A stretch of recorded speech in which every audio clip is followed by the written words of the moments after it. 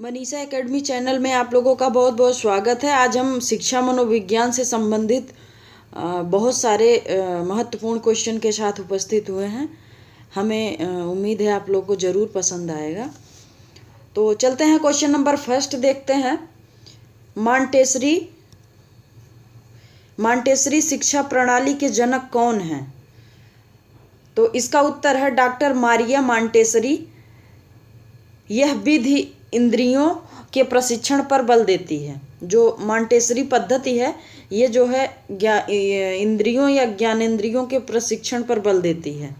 अगला क्वेश्चन है, खेल पद्धति के जनक कौन हैं? तो खेल पद्धति के जनक हैं हेनरी काल्डवेल कुक। अगला क्वेश्चन है, डाल्टन पद्धति के जनक कौन हैं? तो डाल्टन पद्धति के जनक हैं कुमारी हेलन पार्कहर्स्ट। अगला क्वेश्चन है, पर्यटन विधि के जनक कौन है? तो ये है पेस्टोलॉजी। अगला क्वेश्चन है, खोज अनुसंधान ह्यूरिस्टिक विधि के जनक कौन है? तो ये है आर्मस्ट्रांग। अगला क्वेश्चन है, खोज विधि का संबंध किससे है? ये है भूतकाल से। अन्वेषण विधि के जनक कौन है? तो ये भी है आर्मस्ट्रांग। चलते हैं अगले क्वेश्चन पे। अन्वेषण विधि का संबंध किससे है? यह है वर्तमान काल से। पढ़ाने की सबसे अच्छी कौन सी विधि है?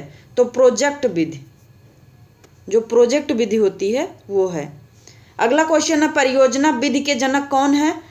तो ये परियोजना जो विधि के जनक हैं ये अमेरिका के प्रसिद्ध शिक्षा शास्त्री जॉन डेवी के योग्य शिष्य किलपैट्रिक हैं।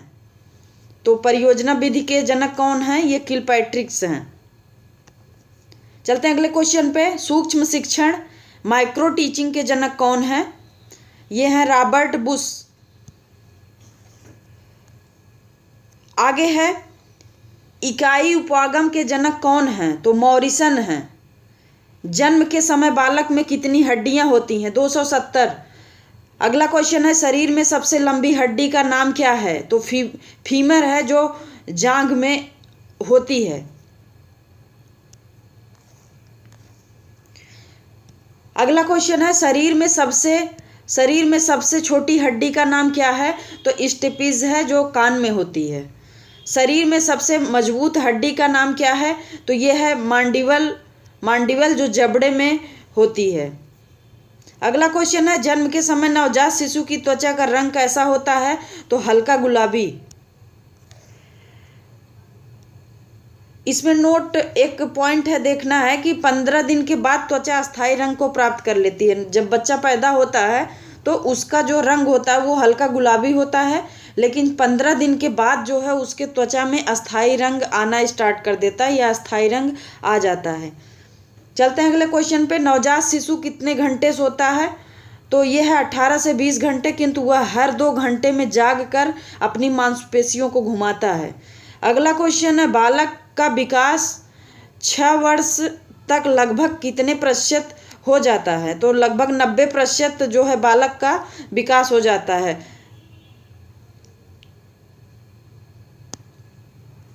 अगला क्वेश्चन है, बालक का विकास 10 वर्ष तक लगभग कितने प्रतिशत हो जाता है? तो 10 वर्ष तक 95%, 95% हो जाता है विकास। बाल्यावस्था में बालक की हड्डियां कितनी होती हैं? तो ये बाल्यावस्था में बालक की हड्डियों की संख्या 270 से 350 तक हो जाती है। अगला क्वेश्चन है, निशुल्क एवं बाल शिक्षा का अधिकार एवं अधिनियम 2009 का विस्तार किस राज्य में नहीं हुआ है? तो ये जो निशुल्क बाल शिक्षा का अधिकार है 2009 का, ये जम्मू कश्मीर में नहीं हुआ है। शिक्षा का अधिकार, अगला क्वेश्चन है, शिक्षा का अधिकार 2009 के तहत निजी विद्यालय को कितने प्रतिशत सीट आरक्षित करना अनिवार्य होगा? तो ये है 25 या 25% आरक्षित करना अनिवार्य है। 12 वर्ष तक के बालक के मस्तिष्क का भार कितना हो जाता है या होता है? तो ये है कि जो ये लगभग होता है 1260 ग्राम, जबकि एक स्वस्थ मनुष्य के मस्तिष्क का भार 1400 ग्राम होता है। अगला क्वेश्चन देखते हैं कि मनुष्य के शरीर में कितनी हड्डियां होती हैं। तो सबको पता है 206 हड्डियां होती हैं, जबकि बालक के जन्म के जन्म के समय या बालक में 270 हड्डियां होती हैं, एवं बाल्यावस्था में ही हड्डियां 350 हो जाती हैं ये हड्डियां। चलते हैं अगले क्वेश्चन पे। क्वेश्चन नंबर 26 है, किशोर अवस्था की मुख्य विशेषता निम्न में से कौन सी है। तो ये है आत्मगौरव। जो किशोर अवस्था में जो बच्चा होता है तो वो उसमें जो है आत्मगौरव वाली जो भावना होती है ये बहुत तीव्र होती है। अगला क्वेश्चन है, किशोर अवस्था की मुख्य विशेषता है तो आत्मगौरव हो गया। विकास व्यक्ति में नवीन विशेषताएं और योग्यताएं प्रस्फुटित करता है, यह कथन किसका है। तो यह है हरलॉक का।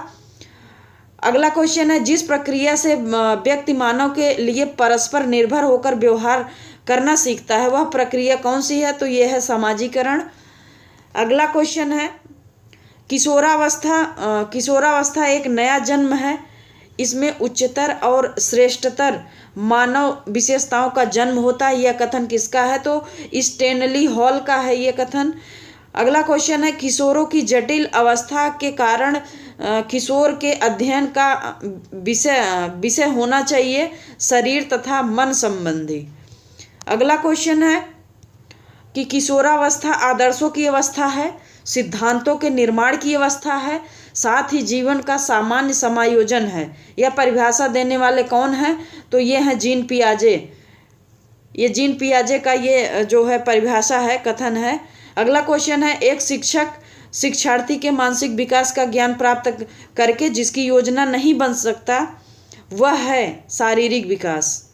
चलते हैं अगले क्वेश्चन पे। क्वेश्चन नंबर 33 है, यह है मनुष्य के शरीर में हड्डियों की संख्या कम से कम होती है। तो यह है प्रौढ़ावस्था में हड्डियों की संख्या कम से कम होती है। चलते हैं अगले क्वेश्चन पे। क्वेश्चन नंबर 34 है, किसको प्रशिक्षण द्वारा व्यवहार में संशोधन प्रक्रिया माना गया है। तो यह है अधिगम को। किसको प्रशिक्षण द्वारा व्यवहार में संशोधन की प्रक्रिया माना गया है। तो ये अधिगम या सीखने के द्वारा। अगला है क्वेश्चन, किशोरावस्था की प्रमुख समस्या क्या है।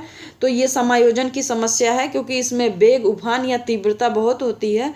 इसमें समायोजन की जो समस्या होती है वो सबसे तीव्र होती है। अगला है संवेदना ज्ञान की पहली सीढ़ी है, यह है। तो यह है मानसिक विकास। अगला है किशोरावस्था बड़े संघर्ष, तूफान और विरोध की अवस्था है, यह कथन किसका है। तो यह है स्टेनली हॉल का कथन है।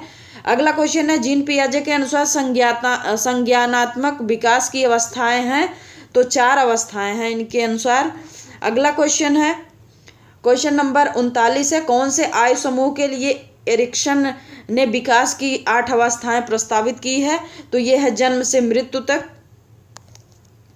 अगला क्वेश्चन है क्वेश्चन नंबर 40, एरिक्सन के अनुसार कौन सी अवस्था में बालक अधिक पहल करता है लेकिन बहुत सशक्त भी हो सकता है, जो दोष भावनाओं की ओर ले जाता है। तो ये है 3 से 6 वर्ष तक पहल बनाम दोष अवस्था इसको कहते हैं।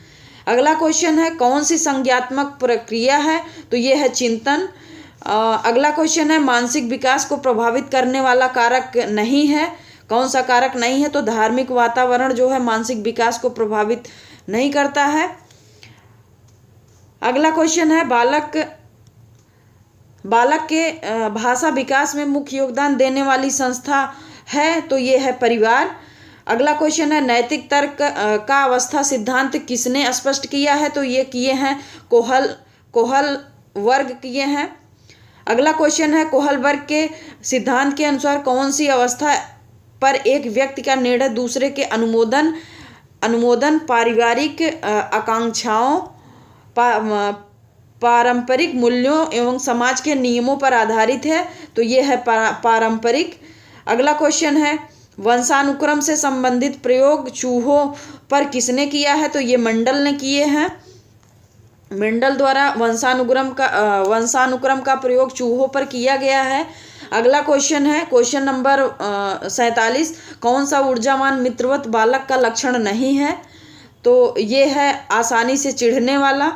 अगला क्वेश्चन है किशोरावस्था प्रारंभ होती है 12 वर्ष की आयु से।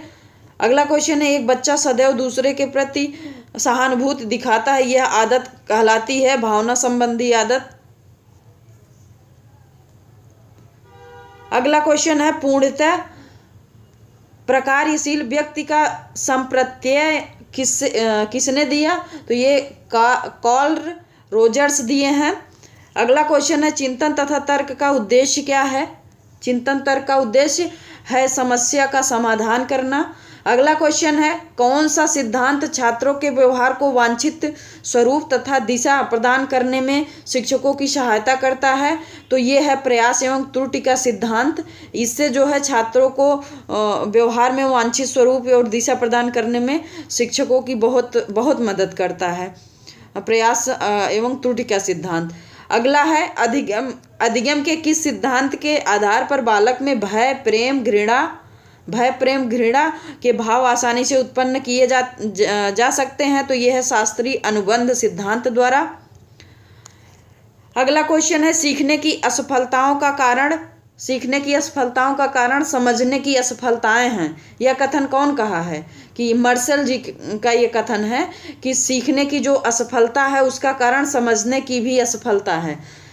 शिक्षण अधिगम के अंतर्गत शिक्षक का प्रमुख कार्य है बालक को सीखने के लिए अभिप्रेरित करना। तो जो शिक्षण अधिगम के अंतर्गत शिक्षक का प्रमुख कार्य मुख्य है, तो ये है बालक को सीखने के लिए अभिप्रेरित करना। अगला क्वेश्चन है क्वेश्चन नंबर 56 है अंतर्दृष्टि अर्थात सूझबूझ के द्वारा सीखने का सिद्धांत गेस्टाल्टवादी मनोवैज्ञानिकों की देन है। यह सिद्धांत किसके लिए सर्वाधिक उपयोगी है? तो यह है तीव्र बुद्धि के बालकों के लिए। जो तीव्र बुद्धि के बालक हैं उनके लिए यह सिद्धांत अति उपयोगी है। अगला क्वेश्चन है अधिगम का कौन सा सिद्धांत पाठ्यक्रम के विभिन्न अंगों के एकीकरण पर जोर देता है? तो ये है गेस्टाल्ट सिद्धांत। ये जो है अधिगम के पाठ्यक्रम के विभिन्न अंगों को एकीकरण पर जोर देता है सीखने की जो प्रक्रिया में। अगला क्वेश्चन है बच्चे में सीखने की प्रक्रिया कहाँ से शुरू होती है? तो जो बच्चा है वो उसकी सीखने की प्रक्रिया परिवार से शुरू होती है, इसलिए परिवार को प्राथमिक पाठशाला भी कहा जाता है। अगला क्वेश्चन है किसी बालक में तर्क तथा समस्या समाधान की शक्ति का विकास कब होता है? तो ये है 12वें वर्ष में। अगला क्वेश्चन है किसी बालक की समस्याओं के विषय में पता लगाने के लिए कौन सी उपयोगी मनोवैज्ञानिक विधि है? तो ये है परीक्षण विधि। परीक्षण विधि से किसी बालक की समस्या का पता लगाया जा सकता है। अगला क्वेश्चन है अनुकरण सिद्धांत अधिगम का नियम किसके द्वारा प्रतिपादित किया गया? तो ये है हेगाटी द्वारा। आधुनिक विचारधारा के अनुसार सीखने की सर्वश्रेष्ठ विधि है ये मिश्रित विधि है। जो आधुनिक विचारधारा की जो सर्वश्रेष्ठ विधि है वो मिश्रित विधि है। अगला क्वेश्चन है सीखने की प्रभावशाली विधि कौन सी है? तो व्याख्यान और वाद विवाद जिसको डिस्कशन कहते हैं। अगला क्वेश्चन है एक शिक्षक विषय वस्तु के साथ अपने बालक के संदर्भ में क्या करता है? तो एक जो शिक्षक होता है वो विषय वस्तु के साथ अपने बालक के संदर्भ में अंतःक्रिया करता है। अगला क्वेश्चन है सीखना विकास की प्रक्रिया है, यह कथन किसका है? तो सीखना जो है विकास की प्रक्रिया है, यह कथन वुडवर्थ का है। अगला क्वेश्चन है क्वेश्चन नंबर 66 या 66 अंतर्दृष्टि द्वारा अधिगम का प्रतिपादन किया गया है। तो ये किसके द्वारा? गेस्टाल्ट मनोवैज्ञानिकों द्वारा किया गया है अंतर्दृष्टि अधिगम का प्रतिपादन। अगला क्वेश्चन है क्वेश्चन नंबर 67 भूल प्रयास द्वारा अधिगम के सिद्धांत का प्रतिपादन निम्न में से किसने किया था?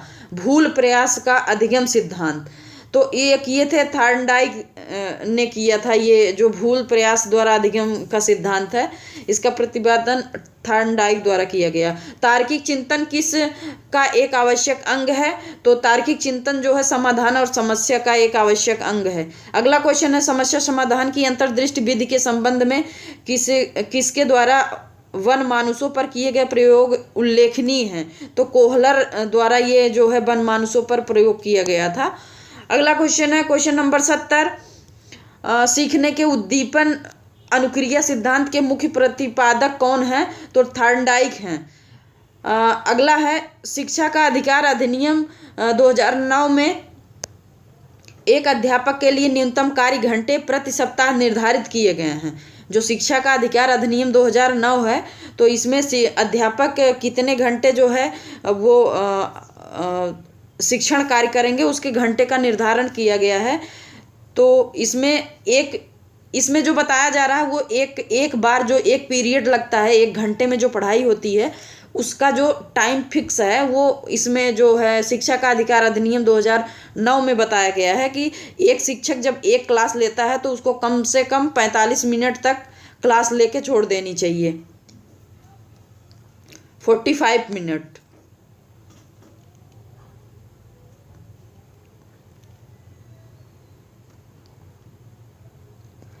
एक शिक्षक का अधिकार अधिनियम एक सप्ताह के लिए न्यूनतम कार्य घंटों की जो सप्ताह निर्धारित किया गया है। तो यहाँ पे एक हफ्ते की बात की जा रही है तो एक हफ्ते में 45 घंटे हो जाने चाहिए और एक बार में जब वो पढ़ाए तो कम से कम 45 मिनट तक उसको एक घंटे की क्लास लेनी चाहिए। ये जो एक पीरियड होगा वो 45 मिनट का होगा और एक हफ्ते में जो पढ़ाएगा वो 45 घंटे पढ़ाएगा। चलते हैं अगले क्वेश्चन पे। क्वेश्चन नंबर 72 ये है रक्षा तंत्र बहुत सहायता करता है तो दबाव से निपटने में। अगला है जिन इच्छाओं की पूर्ति नहीं होती है उनका भंडार गृह कौन सा है? तो ये है इडम जिसे कहते हैं। मंद अधिगमकर्ता जिनकी शैक्षणिक उपलब्धि सामान्य योग्यता से कम रह जाती है वे बालक कहे जाते हैं, तो ये पिछड़े बालक कहे जाते हैं। अगला क्वेश्चन है कि शारीरिक रूप से अक्षम बच्चों को सामान्यतः होता है, जो शारीरिक रूप से अक्षम बच्चे हैं उनको सामान्यतः होता है डिस्ग्राफिया। तो ये रहे हमारे 75 क्वेश्चन जो शिक्षा मनोविज्ञान या शिक्षण मनोविज्ञान या कह लीजिए बाल शिक्षण मनोविज्ञान से संबंधित था। हमें उम्मीद है आप लोगों को ज़रूर पसंद आया होगा। यदि वीडियो पसंद आया हो तो लाइक करें, चैनल को सब्सक्राइब, कमेंट, शेयर करना ना भूलें। धन्यवाद।